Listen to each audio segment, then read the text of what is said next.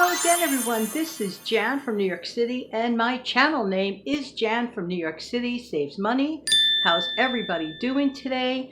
You know, you might have missed me yesterday. I decided to take a little bit of a YouTube break. Everybody needs a break from things every once in a while. But you know, I want to talk to you today about simple pleasures. Yeah. Now that we're kind of sort of hunkering down a little more these days, we actually have a lot of opportunities for some simple pleasures. And I'm going to talk about that when I get back.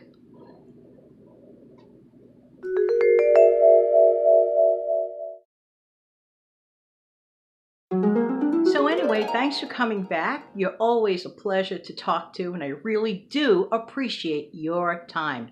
You know, listen, now that we're hunkering down a little bit, the game rules have changed a little bit, and some of the topics that I might approach may change as well.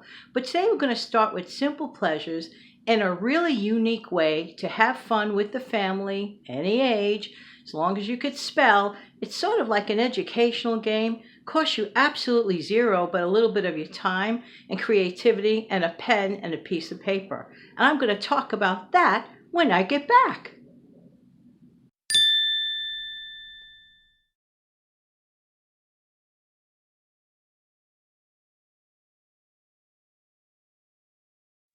So anyway, back to simple pleasures that cost you nearly zilch. Okay.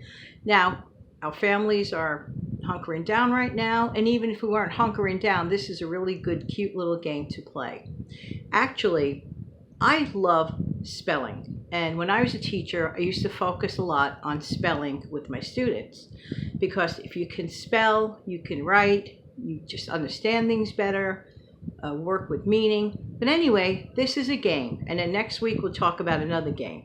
I'm suspending Food Fridays for a little while because I want to change the format a little since times have kind of sort of changed. Okay, we could go back to Food Friday at another time. Although I want to mention a point of food after I mention this game. All you need is a pen, a paper, and a word. What? And another person. And perhaps a clock or a timer. Okay, here's the object of the game. You're going to take one word, two people or more. Let's say you put the timer on for 10 minutes.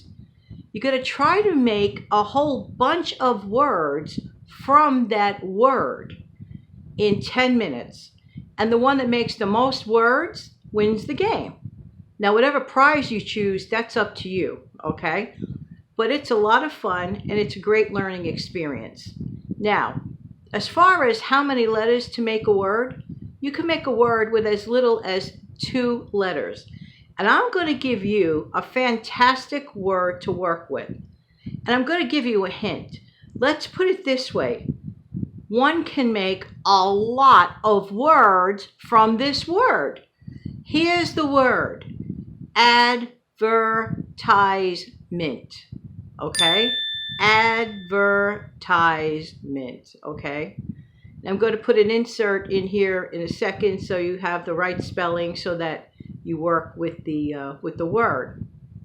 But let me tell you, I was totally shocked by the amount of words that I got out of this one word, advertisement. So you could start with 2 letters, and then you could do 3-letter words or whatever, as long as it's a word. Even 2 letters, such as, let's say, the word me. That's a word, isn't it? It's only 2 letters, and it works inside of the word advertisement. So, therefore, have a lot of fun with this. I couldn't believe it. And then, like, okay, let's say, for example, after the 10 minutes, you still feel you could get more words from that one word. Then you challenge yourself and put the timer on or look at the clock for another 10 minutes. Oh, you could have really lots and lots of fun. And you're learning. And it's a great way to spend some time with your family and with anyone of any age that can spell and is willing. You could make the rules differently for younger people with smaller words that they understand. But the idea is to extract another word from the main word. As far as I'm concerned, it's learning and it's fun. and it's free. So give this a whirl. Okay. The other thing quickly about the food. Okay. We have been mentioning about the canned soup that you can make with canned vegetables. Well, later today, I believe I'm going to do the carrot one. I've been craving carrot soup for a while. So I have a nice can, the bigger one, not the huge one, not the teensy one, but the bigger one. For the tiny can, I would get 2 bowls out of it. For the bigger one, you could get 4 servings out of it. That's why I'm mentioning this. So perhaps I might make another video later. If I don't make another video, rest assured, it's easy, and I'll show you the method right now. In case you don't know what I'm talking about, you can make a soup out of canned vegetables. Okay. Take any of your favorite canned vegetable. And by the way, sweet potato, that has to be good. Imagine a sweet potato version soup. Ay, ay, ay, ay, ay. That has to be a holiday in a can and then in a bowl. Anyway, here's the method. Thank you again, Rhoda Stone. Head over to that channel. Anyway, she's so creative. And at this time, especially, head over there. At any time, just get there. I can't thank her enough for her ideas. But what I do, I take a can of the stuff, whatever canned vegetable I have, and what I do is I simply heat it up in its juices. This is important. Do not drain the juices out of the can. That gives it a really great flavor. So you're not wasting a thing. Put the whole thing in your saucepan or your microwave. Heat it up. Okay. Then when it's nice and hot, you put it into either your blender or whatever you have, food processor or whatever. Add in a little bit of milk. If you're out of milk, a non-fat dry milk works just the same. You reconstitute it. Eyeball it to the texture that you like, that you may think, okay? Put it in with a splash of milk. Give it a whirl. Puree it. I put it on puree.